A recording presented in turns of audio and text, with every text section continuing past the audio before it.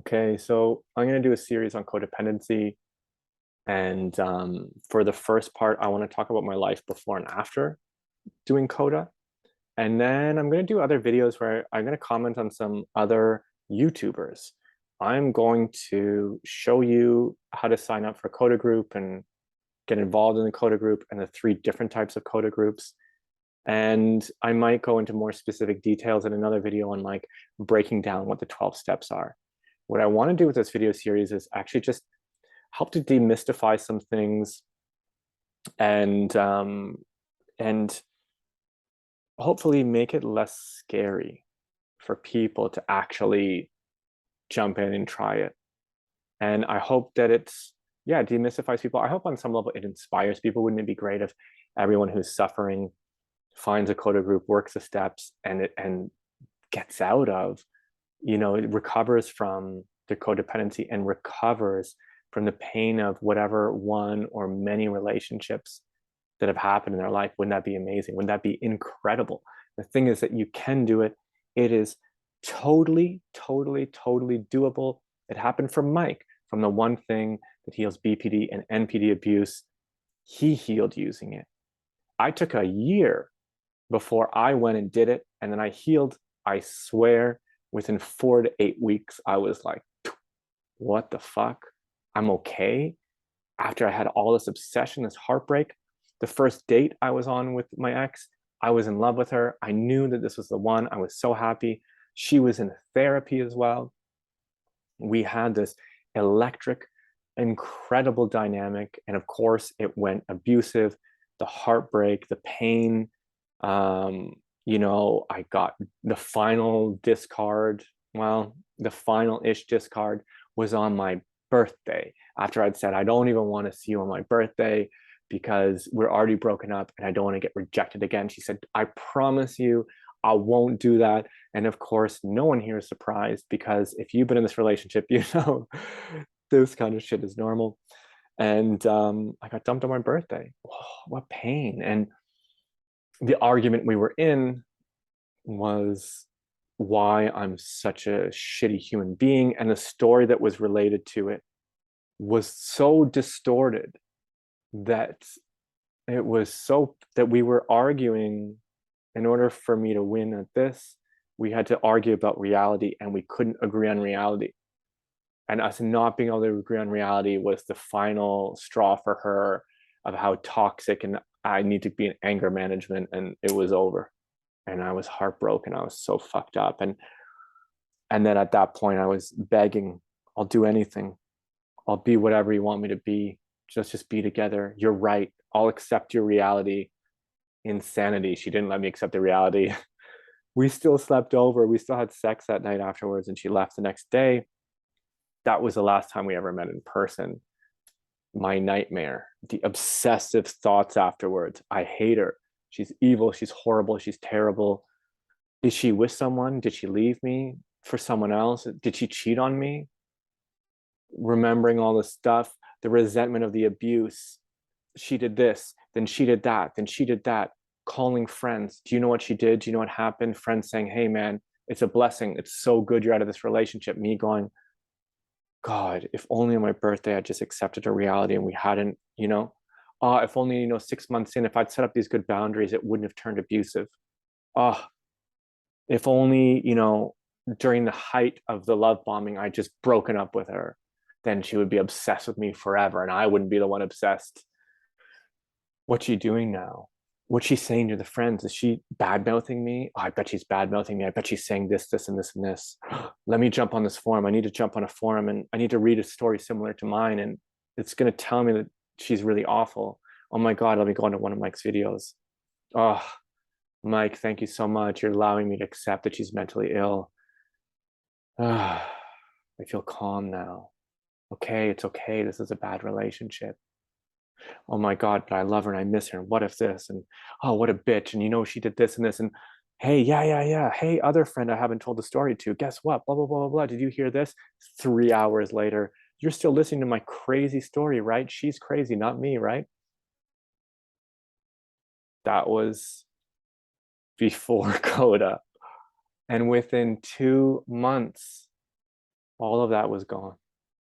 All of it was gone. Every time it came up, I had a tool to deal with it. I was going to weekly meetings. Once I was through the 12 steps, I was allowed to share in the meetings. I didn't share about my sad story. I shared about my beautiful recovery, as did everyone else. It deepened my understanding of codependency. It deepened my understanding of myself. In addition to that, I learned about this higher power thing. Seems so fucking cult-like before I was in it. Maybe to you listening, it will. I'll do a video about that. I'll try to demystify that, at least from my perspective, what it is for me. But all of a sudden, in the codependency, it really mattered to me that my ex and my realities matched up. And that was half our conflicts. It's just about reality, right? How many of you are in this is reality? No, it's not. Yes, it is. Hey, I literally have you on camera doing this thing. That wasn't me. Anyone watching Amber Heard, Johnny Depp, you can see that there's this disconnect of, even when they're hearing it, no, that's not really abuse, and all the stuff. It's really hard to argue reality with someone whose reality is shifting and they're certain about their reality, just as I'm certain about mine. Although in the codependency, maybe I'm not as certain about mine. It can shift. And I think too, borderlines, they have shifting reality as well. The truth is that once you're in 12 steps, it doesn't matter about them. It matters about me and my shifting reality. And I learned tools to see through that and to gain recovery. I spent months watching videos, reading forums, reading books, reading posts, checking out YouTube videos. Months. I was in these relationships for 10 years. So I spent even years looking at this information. The way for me to escape in the past was just not to date for a while, not to be with anyone in a serious way. But I was always kind of addicted to borderlines, not narcissists. Anytime I got with a narcissist, man, I was out of there fast. The ego, I fucking hate. I can't handle. People who are really narcissistic, I think, can be super entertaining. A lot of interesting YouTubers, people, famous people. But to be in a relationship with one, I totally hate. Borderline, the vulnerability, the the depth, all of that, I absolutely what a wonderful addiction for me at the time. And but I always found myself drawn to that. So my ways to stay away were really dysfunctional. It was obsessing about stuff online, intellectualizing, mainly focusing on them, sometimes focusing on my own codependency, learning about things like emotional incest. How did I land here? But none of it cured me. None of it gave me daily practices that would kind of rewire my brain, rewire my thinking, so that my view of the world is different. My view of myself is different. In the past, I needed a red flag checklist when I was dating again. I don't need a red flag checklist. Throw that shit away. I don't need it. I don't need to manage my triggers. I didn't even block my ex. That's right. I didn't even block my ex. Sorry, Mike. I didn't follow that advice. It wasn't because, well, in the beginning, it's because I wanted a Hoover, but I did ask my sponsor about it. In the specific fellowship I'm in, my sponsor said, don't talk to them, don't engage them, say goodbye, say you need space. Luckily, my ex actually gave me that space, actually honored that. Had they been continually texting me and really going like this, probably my sponsor at that point would say, okay, you need to block them and do this. But because that didn't happen, that's what I did. And what my sponsor said was, you can do whatever you want. You never have to follow anything I do. I'm just here to bring you through the steps. My advice is, don't connect with them for at least 6 months. Be recovered for at least 6 months. You're really vulnerable in the first while to, for us to go back into our codependency. You don't want to do that. But part of the full block, the, trying to block them, punishing, protecting yourself, whatever it is, my sponsor informed me that in their fellowship, because we don't manage triggers and things like this, it's not that you don't manage. It's not that I would, put myself in a situation where I think it's going to go real bad for me. It's not that I don't do that, but just that we're not trying to live in fear, right? And so they said to me, look, we don't manage triggers, and you trying to do that is also you trying to control things codependently. So that was my experience, and it worked, and it was fine. I'm not even saying that that's the right thing for all people. Depending on how crazy the abuse is, depending on what you think you need, maybe that's the best thing to do. But I can tell you that I feel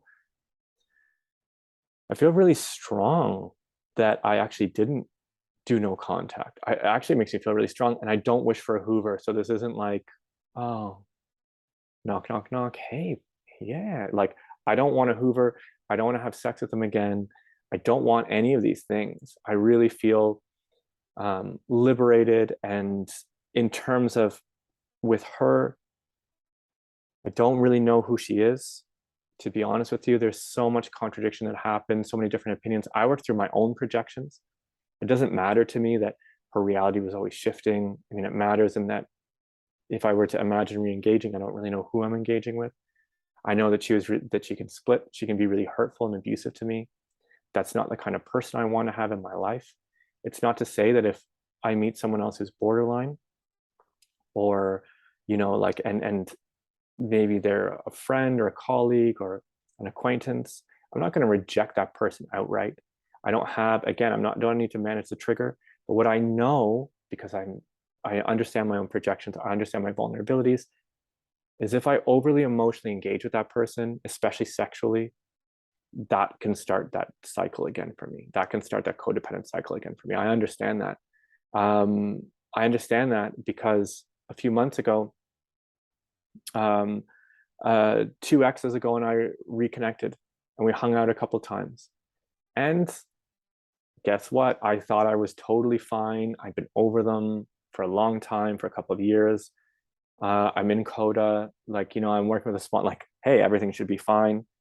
And I found that I started to want things, desire things, and that codependency was coming out. I went, oh, okay, I have a better understanding of step one. I'm powerless. I'm powerless over the specific people that I've engaged with emotionally.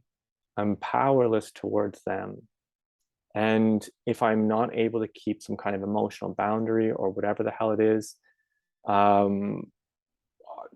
we'll go back into some kind of destructive dance.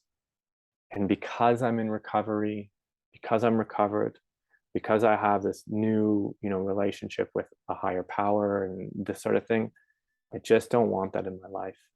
And so I exited, but I exited without doing it mean. I didn't block the person, nothing like that. Very peaceful, very kind, very gentle, and that's it. So what a gift 12 steps has been. What an incredible gift in my life. It's been 5 months since, longer than that, January, February, March, April, May, June. Imagine if I knew September was the 9th month. So it's been 9 months since the very first time I picked up a sponsor. It's been 5 months since the last time I posted a video. I still reach out to people, to codependents who I think are struggling in different forums and stuff like that, and maybe have a conversation with them. But I didn't want to do these videos. I really liked being free. I was locked into this stuff for 10 years, including videos, books, intellectualizing things. And it was the first time in my life I was able to emotionally process what was going on. We learned these amazing tools in my fellowship, and to process the feelings and to refocus. And I was still allowed to be angry, to be sad. I could cry, as long as the anger doesn't turn into resentment, as long as the sadness doesn't turn into shame.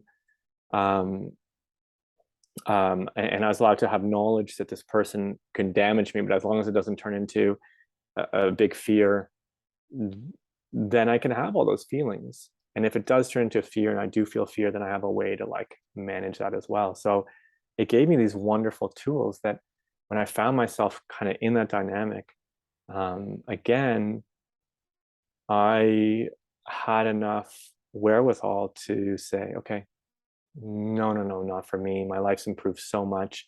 Why would I want to throw it away?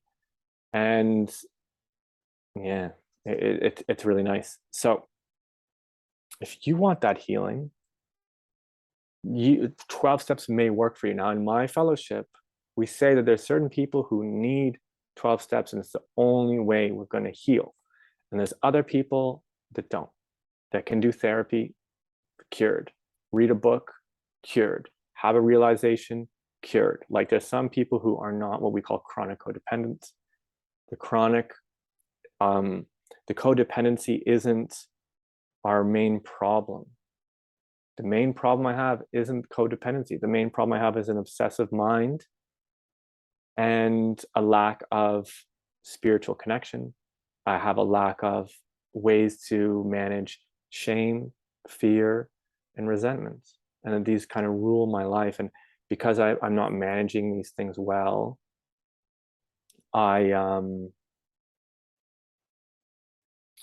prone to different forms of addiction and self-destruction as a way to try to soothe these. Because I don't know how to soothe it inside of me, I look outside of me to soothe these.